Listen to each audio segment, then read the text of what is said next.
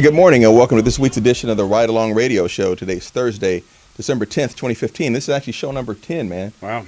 I know. It's going by fast. It is. Double digits. We made it to double digits. And we're all primed today. So those of you who watched the show before know that the Ride Along Radio Show is based on the premise that we will give you the benefit of our perspectives informed by our police experience, our police backgrounds. Although we do have different political perspectives, our law enforcement experiences have largely been similar. So you'll get the news of the day, you'll get the topic of the day through us, and it will not be in any way influenced by anybody's political ambitions or anybody's department's philosophy or any fear of consequences, repercussions, or retribution from the administration, basically. So I'm George Holt. And I'm Gil Contreras, and I'm here to keep it 100. 100. Here we go. See what I'm saying? Not mean. There you go. Not mean. Kent Lee is out today. He'll be back with us. Should be back next week. Yeah. Yeah. He's out. He's out in the great state of Arizona doing Arizonian things, in his Kent Lee manner. Which is a great place to go, by the way. Oh yeah, I love Arizona. I love Arizona. I really do. I don't get out there often enough. I was going too much at one point, but I don't get there often enough now. So. Yeah, so that's the Ride Along Radio Show. That's basically, we're here to give it to you straight, right? No filter and no chaser. Right. And today we're actually going to get into what you need to do in the event of an active shooter situation. It's been a problem in this country for a long time, but just lately we've had, seems like a concentration of them. And the one that really hit very close to home for us was last week in San Bernardino. Right. California, and then 2 days before that it was a Planned Parenthood, or 3 days before that Colorado Springs. In Colorado. So on the West Coast we've been getting hit pretty hard with that, and I hate to say it like it's a natural disaster, because it's certainly not, but we felt it was high time to cover surviving an active shooter incident. But that's a pretty meaty topic, and once we get into that we're not going to come out. So before that we're going to get into our news of the day segment. And we had a Dover, Delaware officer who had been placed on suspension last year after a video surfaced of him kicking a suspect in the head during an arrest. And actually his trial was concluded yesterday, and the jury came back with a non-guilty verdict. Do you have we have the footage ready? So we're going to watch the footage, and then we'll talk about the verdict.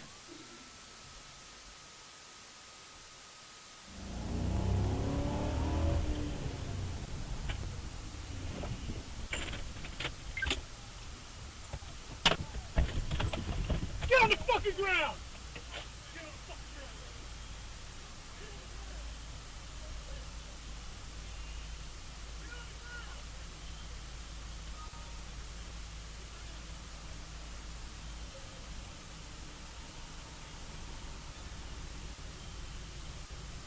There may be several others on the road, on foot as well, in the area. That little trailer park back here. They were running behind the Explorer. Anybody else have anything on this guy's yellow? 15 over here by probation. We're searching for the weapon.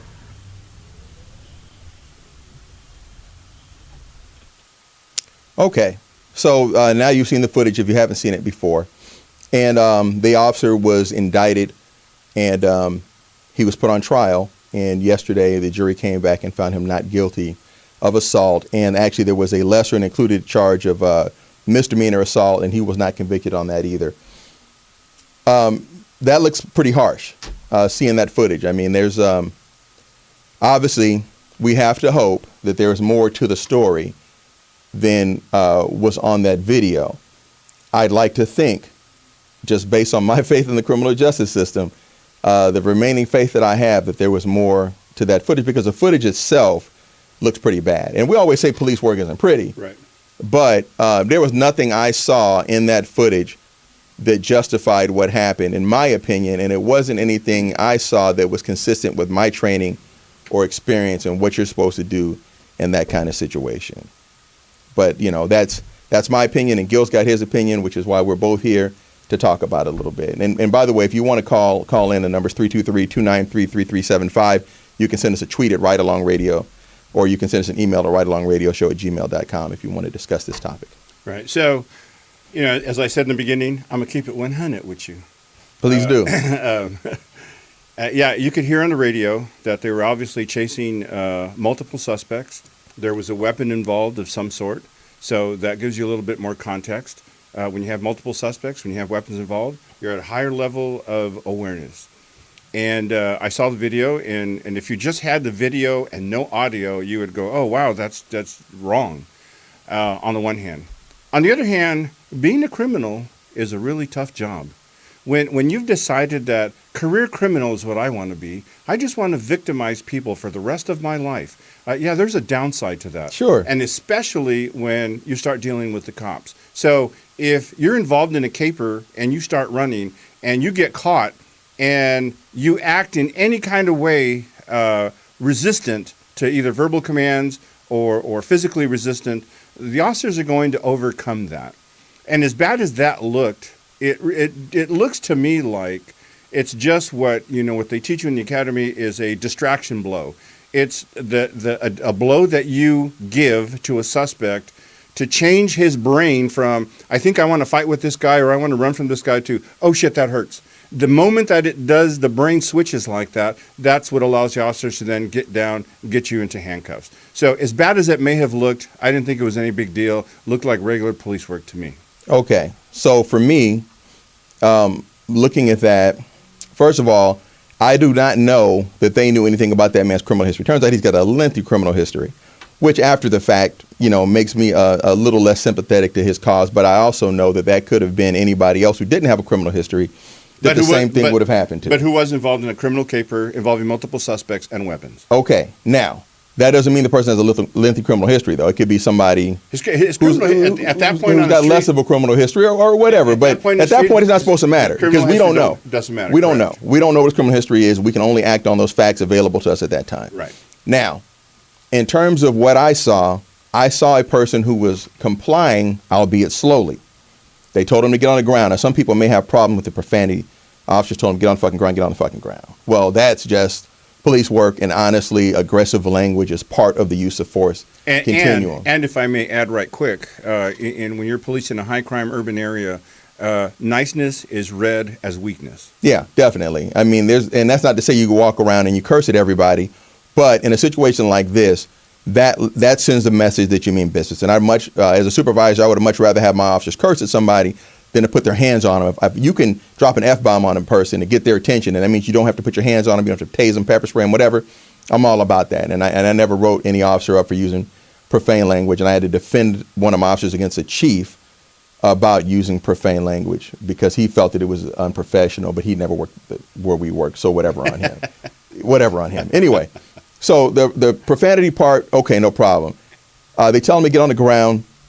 He is complying. Again, he didn't just pancake out onto the ground.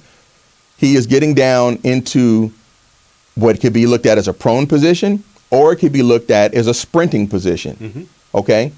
But here's my thing. If that officer felt that he was going to take off, if that officer felt that this person was still armed, because the officer didn't act in any way like he thought that he was armed, except for the fact that he had a gun out. The officer had his gun out. But a kick like that, a punt kind of a kick, isn't the kind of kick that's going to knock a grown man off balance. A more evenly applied shove, like to the guy's side or his hip or something, because the officer's defense was, I was aiming for his upper body. Mm-hmm.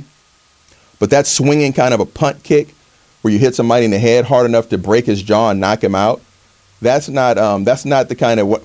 Me looking at that, my first thought was he was going to kick his arm out from under him. Like sweep, like you would do a leg sweep, mm-hmm. but just do an arm sweep because the guy had his weight on his hands. Right. So I figured, okay, he's going to sweep that arm out. It's going to make him go flat. The officer didn't do that. The officer did a swinging punt kick, hit the dude in the head, knocked him out. Now he said he wasn't aiming for his head, but even if he was aiming for his chest, that wouldn't have done what he wanted it to do. It would have been a distraction strike maybe, mm-hmm. but the thing about the distraction strike is it has to be followed up by you doing something. Right, you move in a handcuff. You moving in handcuffing, but here's what happened. The officer kicked the guy. He goes down. Now, first of all, before you do that, you're supposed to holster your gun. Okay? And I don't recall if he holstered his gun. I don't think he holstered his gun. I think he holstered his gun after he knocked the guy out. So what you're supposed to do is one person keeps their gun drawn, the other person goes hands on. So if the guy does produce a gun, then somebody can deal with that. Right. But in no way did that officer behave, or did his partner behave, as if they thought that suspect was armed. After he went to the ground, the officer handcuffed him, and they both got up and walked away from him. They both turned their backs on him. He wasn't searched at any point in that video that we saw. So if you think somebody's got a gun, as soon as you handcuff him, what are you going to do? Yeah, well, You're going to search him for a gun, right? Well, you should. Absolutely. You should. That's what you're supposed to do. That's right. But in the officer's defense, when you have stuff happening, and you use force, your adrenaline starts to pump, your breath, increases, and your heart rate increases, and as that goes up, as your heart rate goes up, you start to make mistakes. And cops are, at the end of the day, they're still human beings. Sure. And they're still prone to making mistakes. So, sure. And I would just want to say this, as someone who was trained and worked on the West Coast, when I've watched shows like Cops, and I watch Cops on the East Coast or other parts of the country, when I watch their tactics, I'm stunned at me too. the lack of awareness and officer safety. No doubt. And so the officer, while he was acquitted, the department has not decided what they're going to do with him yet. I can guarantee you that there's a lawsuit filed behind this. Hopefully they'll identify this at the very minimum as a training issue, right? And they'll deal with that, because it just wasn't handled properly. And again, I don't like to be in a position to second guess officers, but we saw the initial contact with him. It's not like the video started up as they already had stopped him. We saw the whole contact from where they stopped him, contacted him, to handcuffed him. And what I saw, that wasn't right. And again, I think maybe the right questions. Sometimes we have a half-hearted stab at prosecuting people, and I think that maybe the right questions didn't get asked. This is not the only time that's happened. Or maybe, hey, we're going to file charges on him to appease the community so we don't have a big uproar that nothing's happened. And, he was found not guilty. Once that happens, that's it. He can't be tried for it again, and he's clean from there on out. Again, whether he retains his position in that police department is another. I don't know how big that agency is. Dover, Delaware is not a small city. Right. So maybe they can move him around or something. Yeah. They'll do sometime. Spend some time in the kit room. Right, exactly. Handing out equipment. Exactly. He'll be the house mouse, right? Or as they call on the East Coast, he'll be the broom. He'll be the station broom for a little while. But so that was that news of the day. The officer's defense was that he was instead he missed. He didn't mean to kick him in the head. He was instead aiming for his upper body, and he feared for his safety and the safety of others because the officers were told that Dickerson was armed with a gun, and he was slow to comply. He was a little slow to comply. So I'm not saying they shouldn't have done something. Right. So and again, when I saw this and you posted it on Facebook, and there was kind of a thread of comments from cops on this thing. It just looked to me like, this is just police work, man. But you say that, but it's not. People don't want to hear that, though. It doesn't matter what they want to hear or not. This is what they need to hear. The truth is, police work is ugly. Dealing with police work is not pretty. Sure. Dealing with criminals. You're talking about criminals. The guy had a lengthy criminal history. So but they didn't know that when they kicked him in the head and knocked him out. But it doesn't matter, because that speaks to the suspect's mindset. That's why he wasn't complying like a normal person would. If a normal person, if a police officer jumps out of his car, throws it in the park, jumps out, comes out with a gun, says, "Get on the fucking ground. Look, I'm out.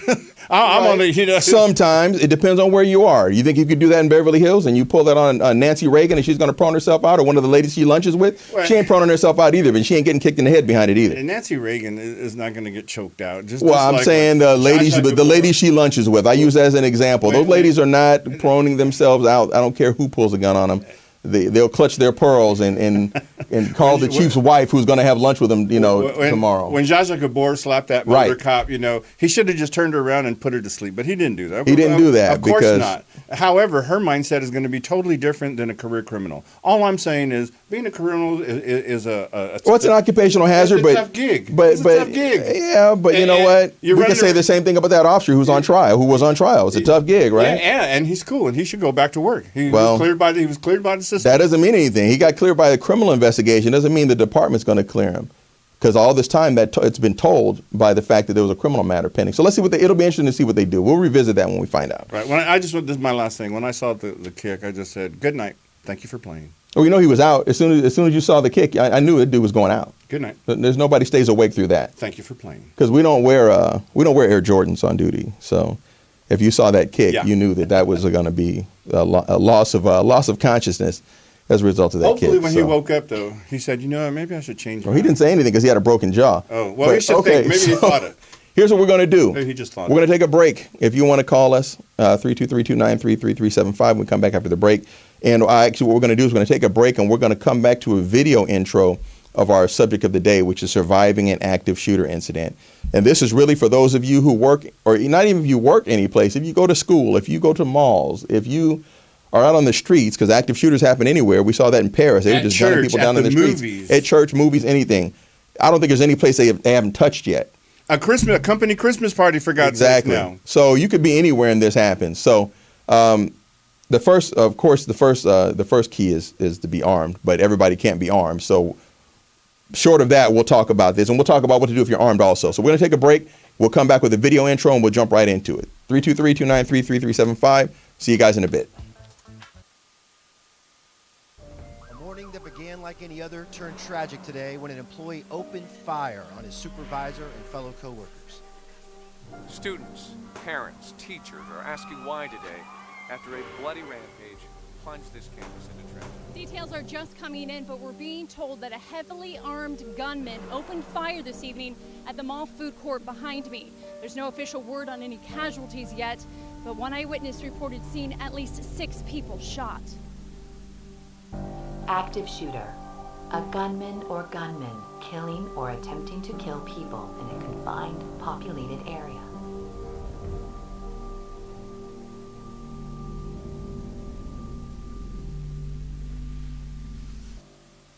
Okay, so that was an intro from the Los Angeles County Sheriff's Department's video on surviving an active shooter.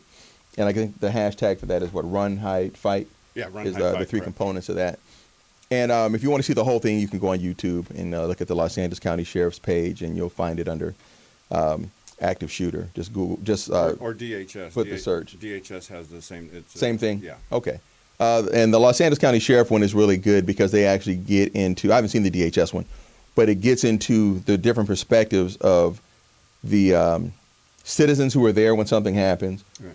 What to do if someone is wounded, how you can avoid getting caught up in these situations once they start, and then what to expect from law enforcement when they arrive. And we won't get into the law enforcement response too much because, number one, it's not pertinent. You just need to know not to run up and approach law enforcement officers when they're on the scene because they're going to be at a state of heightened awareness with the guns drawn. They're not going to be very nice. Right, exactly. And, law enforcement is very well trained for this. This is something we've been training for since Columbine. I was teaching active shooter response probably as early as, I want to say 2000, 2001. Mm-hmm. I've been teaching it all over the country. And I just got a call from an officer who was one of my former officers who I trained in this. He was one of the first 5 or 6 officers on scene in San Bernardino last week. And he was calling to tell me how much it seemed like a training scenario because we've been training on it for so long. Right. And how it just flowed. And although it wasn't exactly perfect because it was real life, it was something they all felt very comfortable in. Mm-hmm. And there was officers from different agencies who showed up, and everybody's trained the same way now. Right. So they just fell into this. So law enforcement, once they get there, are more than capable of going in and ending the threat. That's just something, like I said, we've been training on this for 15 years easy.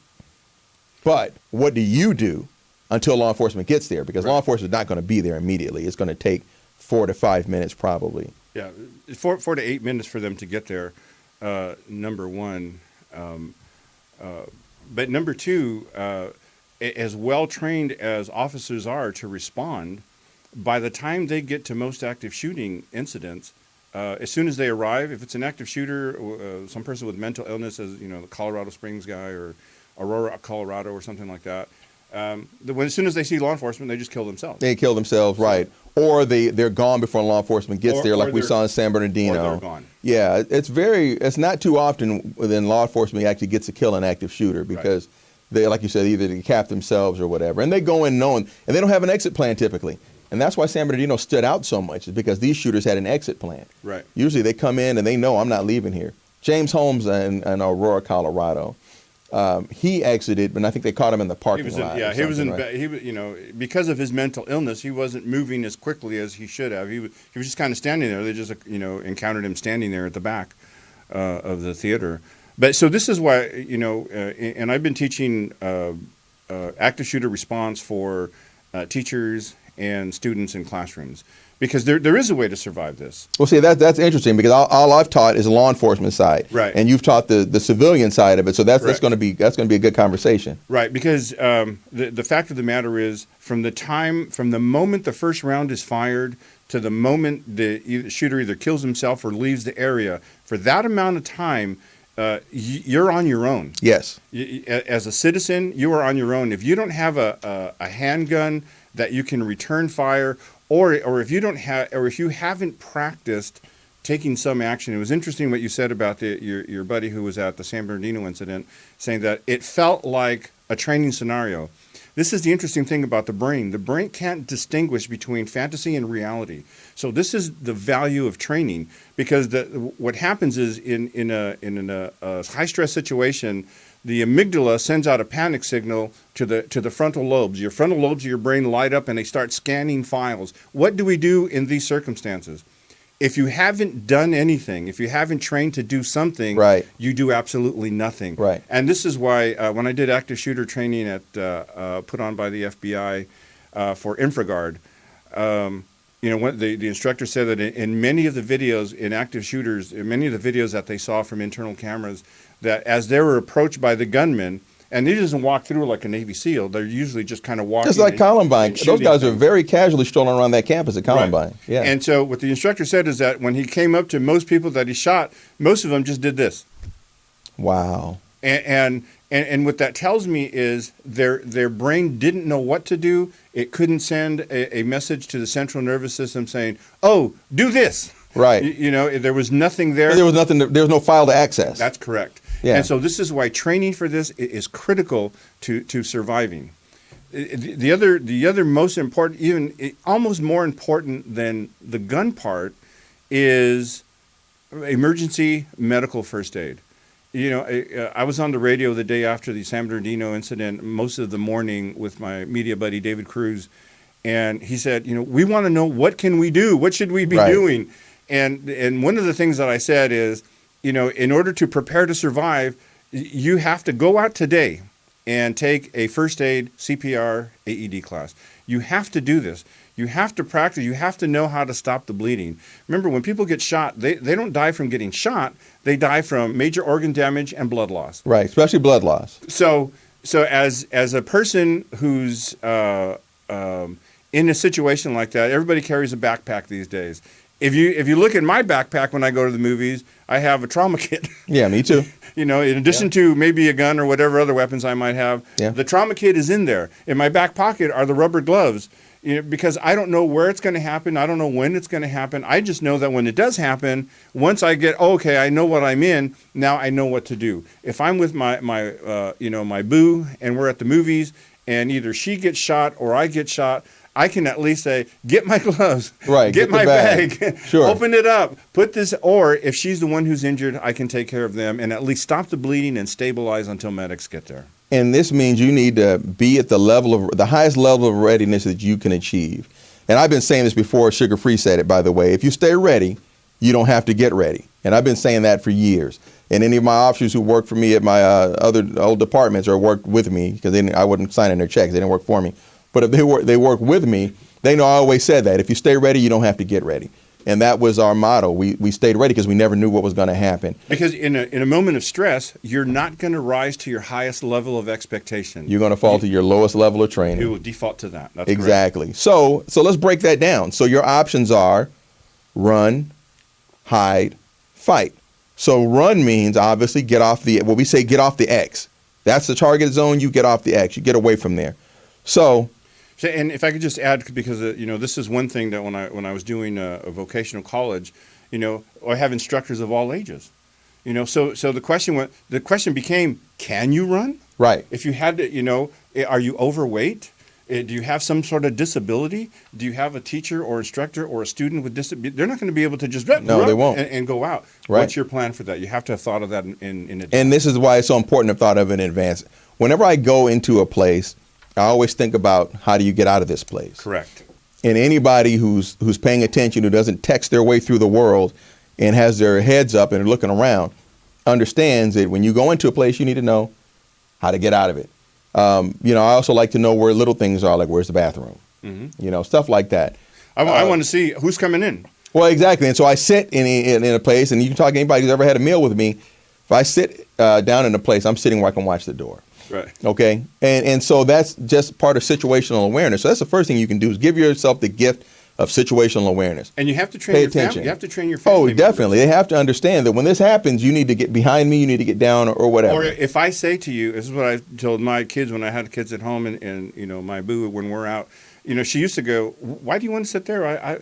You know, now she goes, "Is this okay?" Right, exactly. Because now she knows. But the Now other she thing I knows. said to her is that if I say to you, if I say, "Hey, get your purse, go out the back door, stand by the car, and wait for me," that means don't ask me questions. Right. Don't Right. ask me Just why. do it. Just do what I tell you to do. There's Just a reason. do it. When I get this look and this sound, and I start saying, "Get your shit, get out the back door, get by the car, and stand by." Right. If I talk to you like that, I'm not playing. Exactly. And it's time to go do it and without a bunch of damn questions. Right. Okay.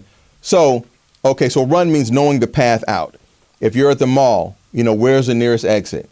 Where, not necessarily even the nearest exit, where can you go to get away from that gunfire? And in the Kenya mall shooting that we saw last year, I believe it was, a lot of people went to the backs of those stores and they hid in those storerooms in the back part of those stores. You know, everybody knows how a mall is set up, right? So the storerooms at the farthest point of the mall, the farthest point of the concourse, rather. So people did that. They got away from the gunfire because here's the other thing. With many targets of opportunity, the gunman's not going to go into a deep search and start looking under stuff and looking for people when there's a bunch of people running around who didn't have the sense to run. So you be one of the people who's got the sense to run. If you cannot run or you run into a dead end, the next move is hide. Okay? Right. Hide in the storeroom. Hide under something. Get out of that person's line of sight. You know, we say out of sight, out of mind. Get out of that person's line of sight. So there's two kinds of hiding you can do. There's two kinds of you can take cover or you can be concealed. Okay? So we say take cover. Cover is getting behind something heavy, like you might find a column in a mall or an ATM in a mall. Or one of those atriums or fountains. If you get down under it, you know, Right, you've get got down below that. concrete above you. Right, then that's actually what we call cover. Cover means that bullets cannot penetrate it. Concealment means you're just out of sight. So concealment means you might get under a table and the gunman doesn't see you because his line of sight's up here. So you don't have any cover, but you're concealed, out of sight, out of mind. So Right. So like if intern Darren up back there just lost it right now and suddenly came up with a handgun and I get behind the curtain, he won't be able to see me, but it's not going to stop a bullet. Stop a bullet. You're concealed, but if he knows you're there, you're not really concealed, right? So that's not cover. It's merely concealment. Darren didn't smile on that. I'm wondering. So know the difference between cover and concealment when it comes to hiding. Again, in Kenya, the people got all the way to the back.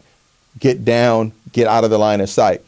We also have seen people hide in plain sight by pretending to be injured or dead. Pretending to be dead, correct. Yeah, that happened. I believe it happened in San Bernardino last week, but I know that it's happened in numerous shootings like this where you have multiple victims and people have just laid out like they were dead, and the gunman's going to bypass them. And that takes a lot of discipline because it sure does. You have to shallow your breathing, you have to close your eyes, and you just have to zone out. You can't think about, oh my God, is he coming? Oh my God, I hear him. Right, because then you open one eye and peek to see if he's looking at you, and he's looking at you, and now you are dead. So but again, if you can't run, that's the way to go. Okay, you're going to have to hide. The last one is fight. Well, I want to add something. I want to back up to the hide part. Okay. So if you're in a work setting Yes. or in a campus setting, and it comes time to hide, when I used to teach, I taught my students within 60 seconds, and you can train your students to do this, especially at a college level. Within 60 seconds, we had our room darked out. Yes. Our door locked. We had it barricaded, and then I had my biggest students. Right. We had both doors. So. And the thing was, and we actually practiced this. If somebody walks in and it's going to be a long rifle, if they're going to come in and you're going to see the barrel first. Right. Somebody has to grab the barrel and somebody has to grab the body, and we're going to just take it right down to the ground and we're just going to hang on to them. Yeah. And then somebody will come up and disarm them at least. So you have to part of hiding is turning off your cell phones. or at least turning off Ditching the damn cell phone or something if you're not calling for help on it. Something, yeah. Turning the lights off, blocking windows. If you can't get out through a window to get down to the ground because you're too high off the ground, then you have to secure in place, close those blinds so that your active shooter, as he's walking down the hallway, just opening door, he grabs the door and it's locked. He's just going to keep moving. He's going to bypass it because if he's looking to shoot people, he's looking to rack up a body count. The highest so far, I think, was Virginia Tech, right? 31. 32. Something like that, low 30s, maybe even 33. So he hit in the low 30s. I think that was the highest body count we've seen so far in an active shooter incident. But obviously the persons come there, and they always have more ammo than they expend, it seems like. Correct. So they come there to shoot as many people as they possibly can. Well, it's like anything else. They got to prioritize. So they're not going to sit around and try to pick the lock of the room you're in and try to kick that door when they're in a target-rich environment and there's plenty of other people to go after. Right. So, yeah, barricading yourself in that room and turning those lights off like there's nobody in there, that dude's just going to bypass that. Right, and you can move furniture to block the door. Yes. You can move Xerox machines, push whatever you got to do. Whatever you can do, but you have to be thinking survival, and you have to have the discipline to slow down, breathe. You got to breathe, slow down, and not make unnecessary noise. Think about what you're doing. Silence your cell phones. Call for help if you need to. Let them know where you are. But then you have to just go dark. You have to go silent. Right, and what will happen is law enforcement will come and find you. Right. We saw this in San Bernardino last week. We've seen this all the way back to the American invasion of Grenada when they went to get the medical students out of the universities in Grenada. Those people, there was a war going on. There were people getting shot, and so they hid. And they had to go in and coax them. Hey, this is United States Marine Corps. We're out here coming out. So they will come find you. Just hold up. We saw in the mall shooting in Kenya, there were people who were holed up the next day. Mm-hmm. They were afraid to come out because they thought that the terrorists were still there and were impersonating Kenyan authorities to get them to come out so they could shoot them. You may have to hold in place for a while. It takes a long time to really search a big building or something like a mall. That's right. And so, what you actually carry in your bag now becomes critical. Yes. You have to have water. You have to have something to eat, if it's power bars or whatever. But, you have to, your medical. So your backpack's now getting bigger, right? Right. Now I have a medic kit, I have water, I have food, and then whatever else, the stuff that I'm carrying in my bag. But you absolutely have to have all these items with you because you never know what you're going to have to do or how long you're going to have to hunker down, either in your vehicle or outside of your vehicle. Yeah, but you just have to be prepared. And people say, well, that's being paranoid. Well, that's the world we live in. And unfortunately, it's just being realistic, and I'm not saying you have to go all out like a doomsday prepper and start growing your own alfalfa. I'm saying that you need to make sure Don't make fun of Kent. Why are you making fun of Kent? Why are you making fun of Kent's alfalfa? So while we have this situation, this political environment that we're in, this wartime environment, there was wartime footing that we're on basically as a nation, we have to be aware of that. And you have to be aware that something could happen to you. And it's not just criminals that are the threat anymore. We have righteous terrorists, or we call them tangos, here on American soil. And so we need to be aware of that. I mean, we've had them for a long time, but now we're starting to see that activity with active shootings and not just bombings. We're actually starting to see people roll up and shooting people. So, right, but I do want to say this, though. Your chances of getting shot by a criminal and being victim of a crime are much higher still than even active shooter or terrorist attack. Yeah, definitely. I mean, there's no doubt about that, especially depending on where you live. If you live in a large urban area, you definitely are at much more risk for that. However, that said, all the people in San Bernardino on that day, they expected to go to a Christmas party and go home. They sure did, and go home. Yep. So that just, what other place? You're in San Bernardino, California, in the Inland Empire. You're in a county building, and you're attending a holiday party. Right. The last thing you think is somebody's going to roll in there shooting people, but that's exactly what happened. So, there's our components. Run, hide, fight. Now, what to expect from law enforcement? Law enforcement is going to show up en masse.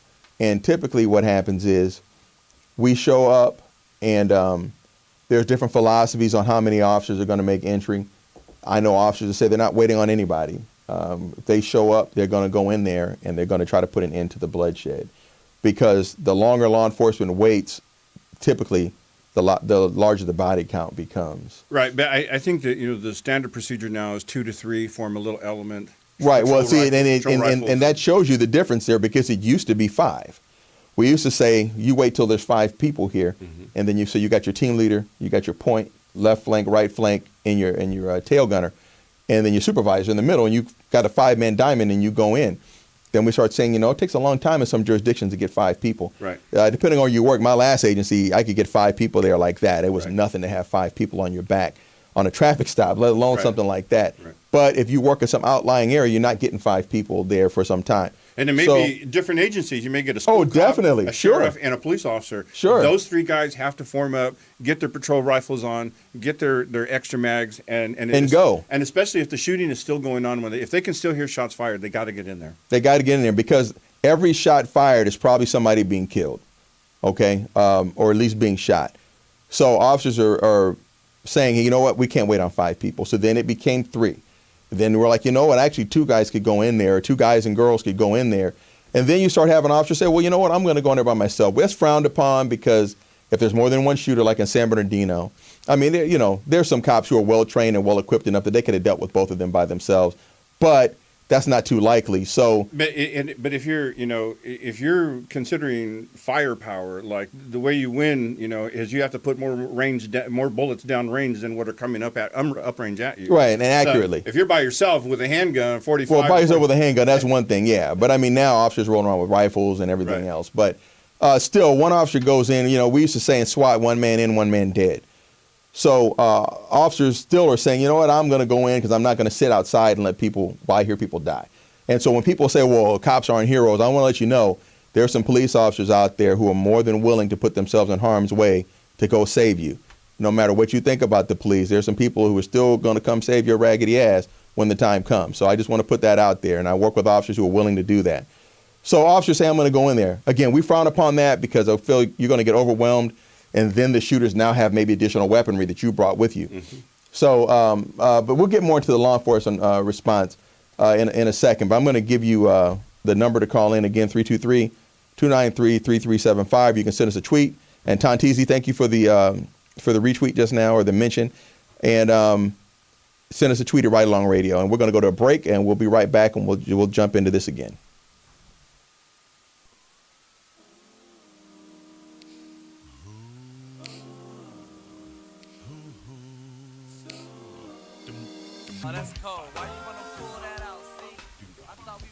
All right.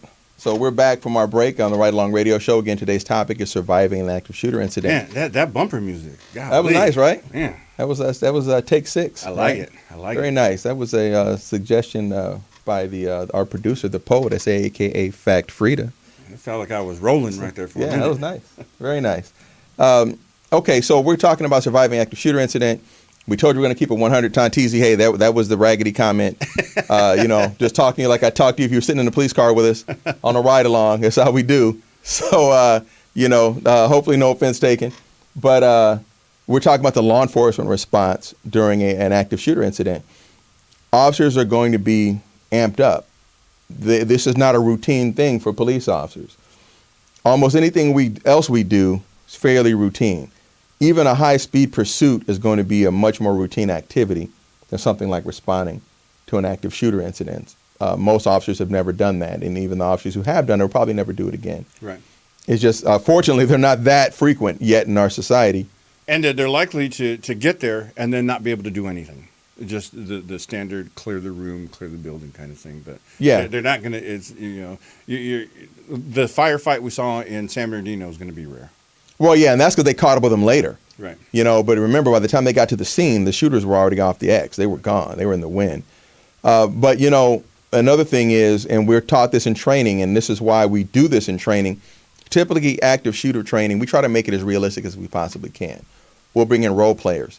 We will bring in drama students, and we'll bring in their makeup department from the drama classes to make people up as if they've been shot with the moulage kits, so that the injuries appear realistic and the people appear to actually be injured. It's actually kind of a freaky thing if you're on a full-on police training exercise where there's this kind of a scenario. But the reason we do that is it's human nature, especially as a police officer.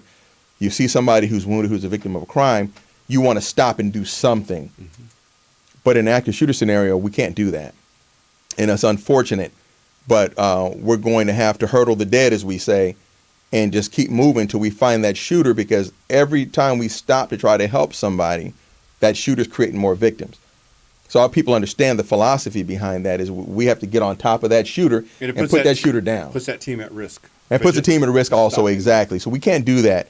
You know, we call it speed, surprise, and violence of action is what keeps us safe and what gets us to where the shooter is, to put that shooter down so they don't keep making fresh victims. Right. And the other thing is these situations, anytime I've ever been in anything where, where the poop hit the fan, it was always loud, noisy, smells in the air. Smells in the air, for sure. Music, lights, and in San Bernardino, they had fire sprinklers, yeah. So there's water falling, people screaming, the smell of gunpowder in the air. Yes. It's a chaotic situation. You got to settle your mind down, focus on your job and what you're trying to do. And fortunately, most police officers, anybody who's been on the job for a while, depending on where they work, and actually anywhere, it doesn't really matter. If you've been on a job for a little while, you've seen some gore. Right. You've seen human brains before. You've seen people's internal organs out of their bodies. You've seen all that kind of stuff. But to see all that at once and to have to move past that to go deal with that person is it's kind of a freaky thing. But again, that's why we train that way. It's counterintuitive to the human nature. Yes, exactly. So we try to train that out of the officers so that we move past that. And I know that grandma's on the ground there and she's been shot in the hip and she's trying to drag herself to safety. We got to push past her and hopefully somebody will come behind us and start trying to render aid. But right now we got to get on top of that person. So that means that anybody we see is going to be met probably with guns up until we figure out who you are, which brings me to another point. A lot of people now have concealed carry permits, even in the state of California. People think that, there's no concealed carry in California. That's not true. It just depends on which county you reside in. It's only in L.A. County, apparently. Only in L.A. County, right, that you're probably not going to get one, at least in Southern California. San Francisco County probably doesn't do them either. But pretty much every other county in Southern California issues concealed carry permits. So that means there's people who are carrying guns, civilians who are carrying guns, off-duty police officers who are carrying guns, plainclothes police officers who are carrying guns. So people say, well, if that happened and I would go jump in and do this, you may be putting yourself at risk by doing that because when law enforcement shows up, we don't know who's who in the zoo. We saw this with the situation with Gabrielle Gifford shooting in Tucson, Arizona. Jared Loeffner was actually disarmed by a bystander. And I don't know if he had paused to reload or what, but I think he had paused to reload and bystanders overpowered him. He was stripped of his gun and somebody was standing over him, holding him at gunpoint. A concealed carrier came in from the grocery store next door, heard the gunshots. He comes in with his gun out, and he's actually going to engage the Good Samaritan because all he knows is there's people shot and there's a guy standing with a gun in his hand. Right. So you have to really be concerned about that. And what I would tell anybody who's got a gun, don't go get involved in that. You hold up and protect those people around you. Mm-hmm. We saw this at LAX. We have a phone call, and we'll address the phone call, and we'll get back to the LAX shooting incident. Okay. Hey, caller, what's your name and where are you calling from? Hey, George, my name is Soch. I'm calling from Long Beach. Soch, how you doing, sir? I'm doing good. I love the show, and I love what you guys are doing with the two perspectives. So that's great. And the topic today, man, that's a good topic. So.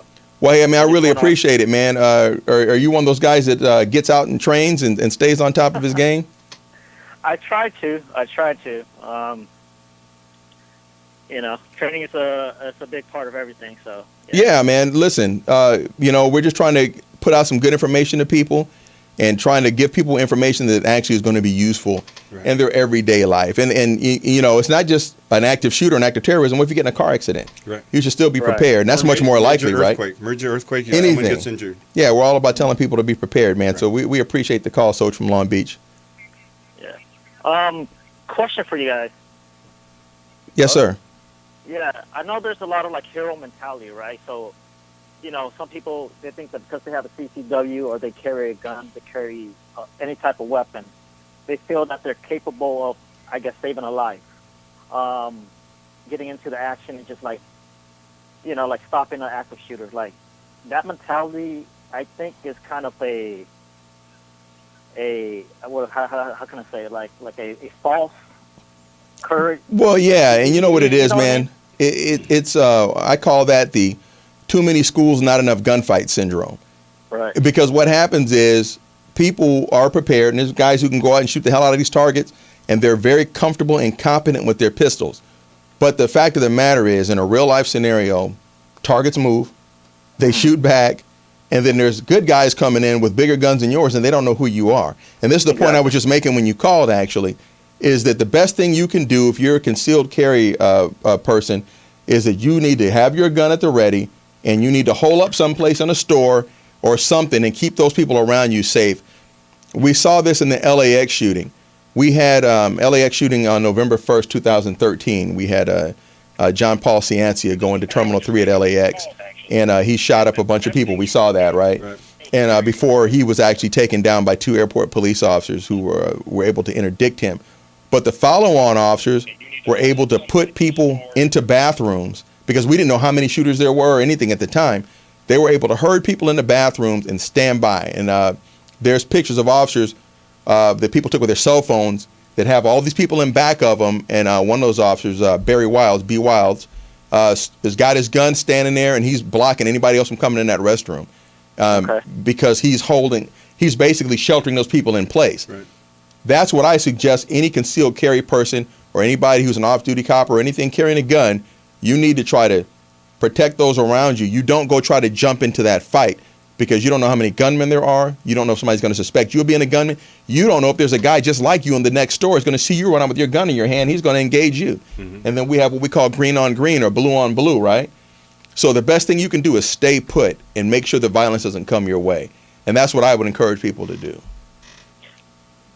Yeah, that's a really good point. I mean, like, I keep playing the scenario over and over in my head, like what I would do. And you should. That's a good thing you played in your head. That's what people should do. That's the first step of preparation, actually. Mental gymnastics. Yes.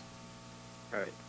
And like you said, like, I would probably stay put. Like, I would only take a shot if I know I could, like, put that shot down. But but then, we got to have target identification and everything else. Exactly. And I would say if somebody's coming in on you, and that person's a threat, then you deal with them. But I would discourage anybody from trying to jump into the fray. It's just not a good suggestion. But hey, thanks for your call, Soldier, and we appreciate the support, man. I'm glad you're listening to us.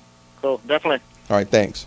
Yeah, I just want to say that, in the San Bernardino thing across the street, before any law enforcement ever got there, there was a business owner who has a CCW. Yes. And, he armed up, got his employees in the room, went outside to see. He actually saw one of the shooters walking to the black SUV that they later encountered and driving away.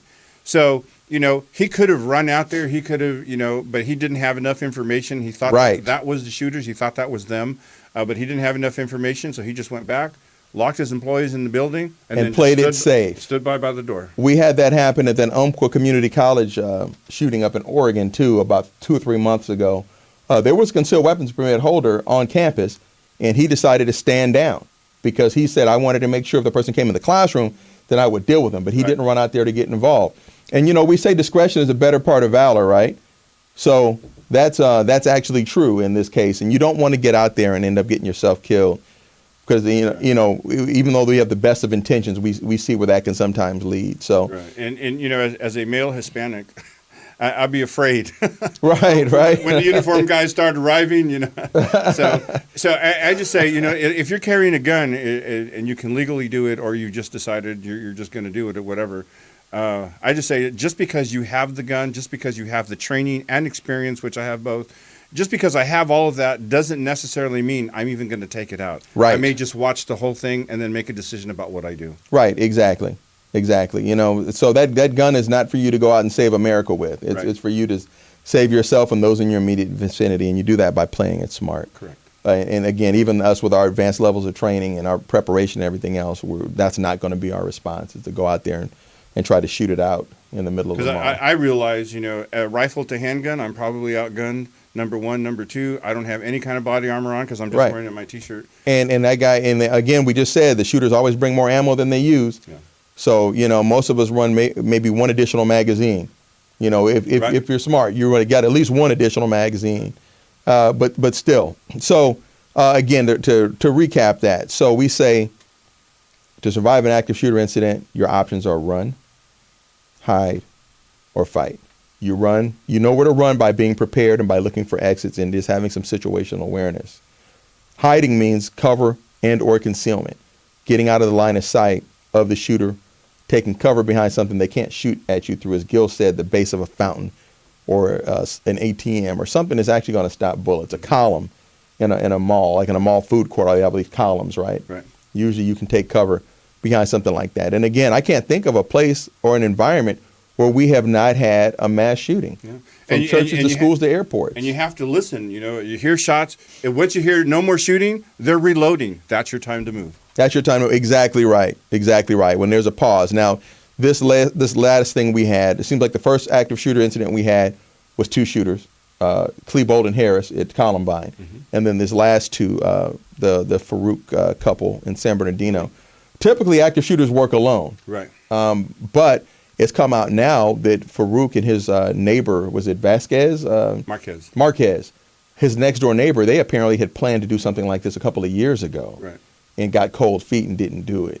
And then Farouk, I guess, got his wife involved, and then they went ahead and did what they did. And if you listen to the government, try to lead you to believe, it's just these 2, nothing to see here, no cells. Let me just tell you, these guys are everywhere. They're in all 50 states. Well, it's even worse. To me, it's even worse if there's not a cell. Because with a cell, at least maybe we can get somebody to flip and somebody would give somebody up. But when you got these lone wolves operating all over the place, you don't know about them until they pop up. Right, that's right. Dylan Roof wasn't on anybody's radar. That's why there's no way to prevent this with databases. The only way you can prevent any kind of shooting out like this or active shooter is somebody close to these people have to tell. Yes, exactly right. You have to tell. You see something, say something. Stop snitching. Stop protecting. Right. Your crazy family member or your crazy your neighbor or your friend or whatever. Yeah, I want to start a new hashtag. It's going to be hashtag Start Snitching. Because, again, if you see something, say something. There was somebody who was going to say something who saw some suspicious activity and said, oh, well, I don't want people to say that I'm racially profiling them. Right. So they didn't say anything. And that person's got to live with that forever. I mean, that's something you carry for life. And I blame the government for this. I blame the Obama administration for this. This pushing of political correctness. We don't want to offend anybody. F that. Today, I'm offending, okay? If I see something crazy, I'm going right to jrick.org, and I'm going to make a report. And let the government sort out what's to happen next. That's but right. You should certainly say something. I mean, that's all. The stakes are too high not to do that. So I'm a tell. Yeah. As they used to say at LAX, we gonna tell. For those of you who remember that. So, so shout out to Soch for the call, and shout out to Tiz. Been meaning to shout out Edwin Tiscarino, the Corona Police Department, formerly of the Housing Authority Police Department. He always watches. Thanks, Tiz, for your support. And we're going to start wrapping here. And again, if you have any suggestions for future show topics, suggestions for future guests, send us an email at ridealongradioshow@gmail.com. You can always tweet us at Ride Along Radio. You can like us on Facebook, which is Ride Along Radio Show. You can follow us on Instagram, which is Ride Along Radio Show. And again, our Twitter is just Ride Along Radio. Right. How much time do we have left? What do we got left? 1 minute. I'm going to try to do this in 30 seconds then. In regards to the fight part, in the Aurora, Colorado shooting, when he was shooting people at the back of the theaters, they were popping up to run out because they were panicking. There were people right by his feet. There were people who said his boot was by my head. And because they hadn't trained, they were just standing like this, hoping they wouldn't get shot. And when his AR-15 jammed, and he looked down to clear it, he didn't know how to, and he was taking it off and going to a secondary weapon. All somebody had to do was just grab both feet and stand up. And it would have been over. Exactly. You have to train to fight. Well, and you know what? I would hope that nobody would just sit there. Like, again, no one will ever be able to hijack an aircraft with box cutters in this country anymore. That's right. Because nobody on the plane is going to let them do it because we know what it means. So you got to do something. That fight part's very serious. And if these guys know that it's not going to be their power play wet dream, that everybody's going to run from them, but some people will turn on them and start attacking them, we might see less of this go on, actually. If you're on a flight and somebody picks out a pen and starts yelling something crazy, stand by for ass whooping. Yeah, exactly right. All right. So listen, we're going to be back next Thursday, December 17th, right here at morrismedialive.com. And we will see you again. See you then. You guys be safe and take care. Thanks for joining us.